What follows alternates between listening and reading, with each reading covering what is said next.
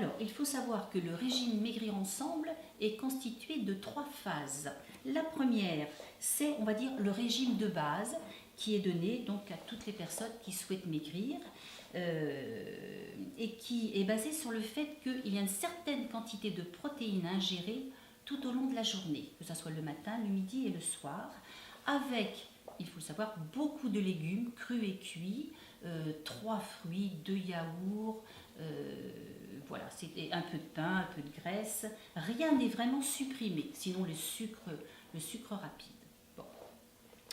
Donc, tout au long de l'amaigrissement est donné ce régime de base. Puis, lorsque la personne a atteint le poids qu'elle voulait obtenir, voire 2 à 4 kilos avant, en général 2, je lui propose de passer en régime intermédiaire. C'est donc la deuxième phase.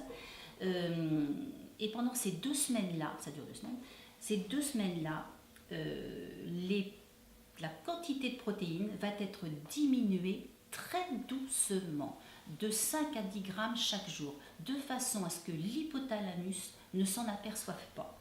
C'est vraiment très très doux. Et donc, au bout de ces 2 semaines, la personne est arrivée à une dose de protéines tout à fait normale. Et on commence à ce moment-là la stabilisation, qui est le retour à la vie normale, tout simplement. Mais là aussi, très progressive, parce que le corps déteste les changements brutaux. Tout doit être progressivement orchestré.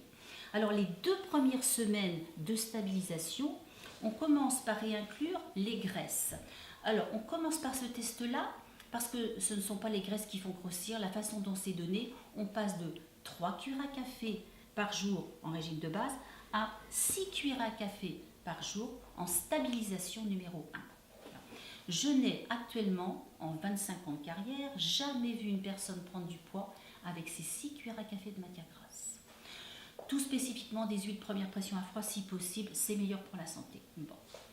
Ensuite, les 2 semaines suivantes, la 3e et la 4e semaine, on garde donc ce qu'on a acquis, les 6 cuillères à café de matière grasse, et on va ajouter du pain le soir. Parce que pendant ce régime de base, on avait du pain le matin, du pain le midi, mais pas de pain le soir. Là, on réinclut ce pain le soir et ça fait, pour les dames toujours bien, une dose de 30 grammes le matin, 30 grammes le midi et 30 grammes le soir. Voilà. Quelques rares personnes, malheureusement, s'aperçoivent que le pain le soir ne leur va pas du tout et que ce sucre-là ne leur est pas conseillé. C'est un test pour mieux se connaître.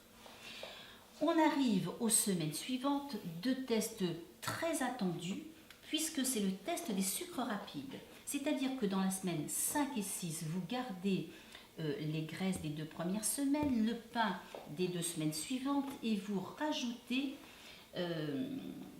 3 à 4 sucreries dans la semaine, très bien réparties tous les 2 jours, c'est très important.